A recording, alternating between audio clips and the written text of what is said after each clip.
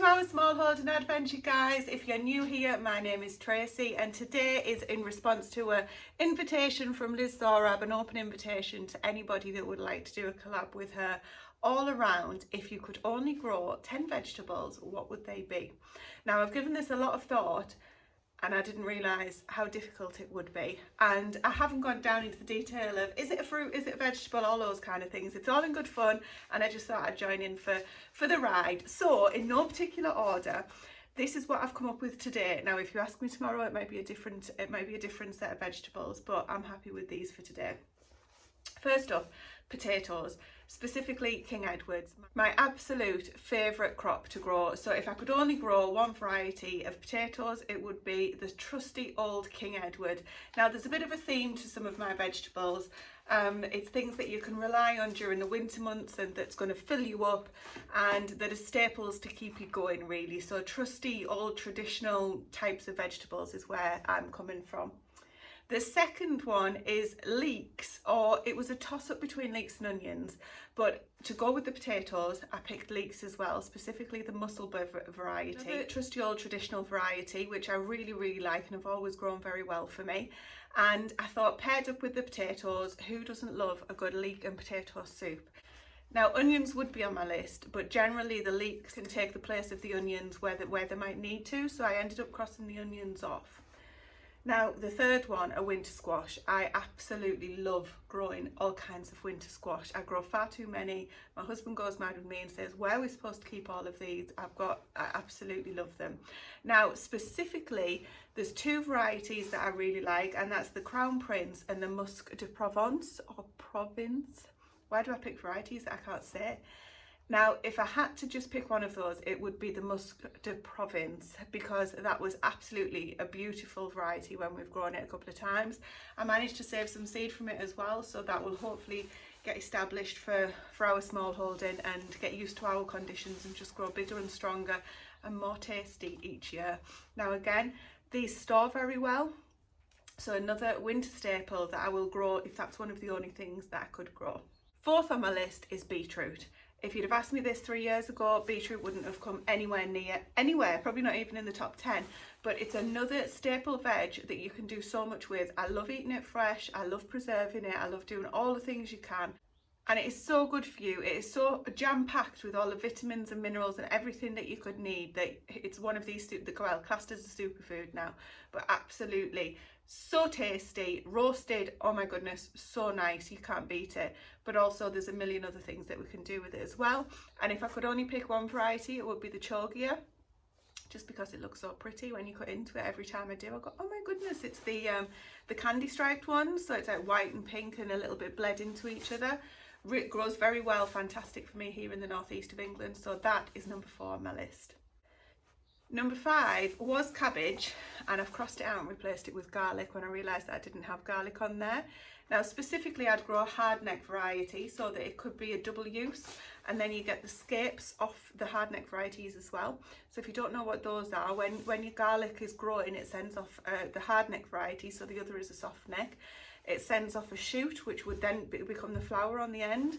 Well, that's called the scape, and you can eat the scapes and you can preserve them as well, so you're getting 2 lots so you're getting a good 2 for 1 there, really. You can use the scape, eat that while you're waiting for the bulb to develop or to finish developing, and then you can eat that too. Job's a good one. Now again, tomatoes, are they a fruit, are they a vegetable? But they're on my list. Specifically a variety called Outdoor Girl. Now, some people have tried these and haven't had much luck with them. I've grown them here outside, again in the northeast of England, which is Zone 8B, I think, and they've grown fantastically for me, inside and outside. So for a multi-purpose tomato with plenty of flavour, Outdoor Girl are the way to go for me. Now, there are lots and lots of other varieties that I absolutely love of tomatoes, but if I could only grow one, that would be the one. Number 7 on my list, and the reason that I crossed cabbage off and replaced it with garlic is because I've got Perpetual spinach. So Perpetual spinach is not actually a spinach at all, it's from the chard family, I believe. But the reason that I've put this on and taken the cabbage off is because you can have this Perpetual spinach cooked or fresh. So we can just take a few off the take a few out of the ground, use them fresh, but also I can use them in cooking as well. So again, you're getting 2 for 1, and I think instead of the cabbage, this just pipped it to the post and took over that position. Now, surprisingly, the next thing on my list are courgettes, because if you could only grow 10 things, I want things that are going to grow in abundance as well. Now, we know what courgettes are like. They just grow, you know, you just look at them and another one's already appeared since the day before. If I could only grow one variety, it would be a yellow variety. I'm not really too fussed on which type specifically, but a yellow variety. I always find the skin is a lot more tender, and I just think that they just look fantastic, as long as you get them before they've grown into like giants. But even if you do, all I do is scoop the seeds out and use them as like you would a spaghetti squash boat. They don't hold up as well, but it's a good second hand if you need something to wait until those winter squash are ready. And because of their abundance and how quickly they grow and how much you get, I just think it's a really invaluable crop to have growing if you could only grow 10. 2 more left. So first up is one that Liz also picked, and I actually got this tip from Liz back in the day when it's the first time that I heard of them, and that is the Greek Gigantes beans. They are so impressive. They're just absolutely fantastic. Eat them fresh, dry them. They grow so tall. They're just absolutely fantastic. Big fat beans. Again, you get so much bang for your buck on these. They are like having, I think Liz described them on her video as it's, if you're not going to have potatoes, the beans would feel as though you were having something that would fill you up. Well, I've got potatoes on there as well, so I'm going to be extra full. Definitely growing Greek Gigante beans every year. And finally, I ummed and ahed about this one, but we use them in so many vegetables, fresh and cooked. I can preserve them. They're also used for my animals as well. Carrots, specifically the Autumn King variety, always does so well for me if I could only pick the one.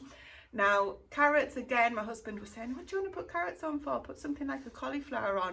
Well, carrots are so much more versatile for me, so to go combined with the leeks or the onions, if you'd have picked onions instead of leeks, whether you have them fresh in salads, whether you cook them down into a sauce or something that you're using to like a pasta sauce or something, and you're grating them in.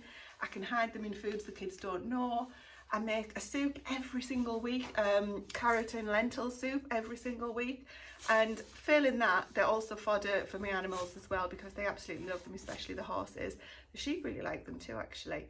So carrots, as much as they can be a bit of a pain to grow sometimes, they're definitely number 10 on my list, but not number 10 in priority.